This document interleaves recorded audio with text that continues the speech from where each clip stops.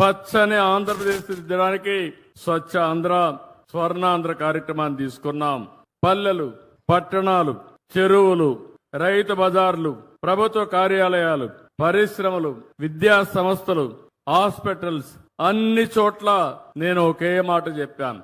3వ శనివారం ఎవ్వరూ పనిచేయక్కర్లేదు. ఆఫీసులో మీ ఆఫీసులో ఉండి చెత్తంతా తీసేసి దుమ్మంతా దులిపేసి నేరుగా చెట్టు దగ్గర కూర్చొని స్వచ్ఛమైన ఆలోచనలు చేస్తే దేశం బాగుపడుతుందని చాలా స్పష్టంగా చెప్తున్నాను.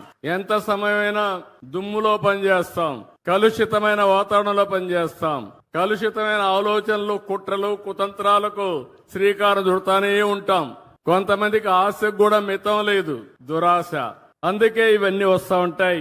అవన్నీ పోవాలంటే రాబోయే నెలలో ప్రధానమంత్రి నరేంద్ర మోడీ గారు విశాఖపట్నంలో 10వ వార్షిక యోగా డే సెలబ్రేట్ చేస్తున్నారు. వారు అక్కడికి వస్తున్నారు.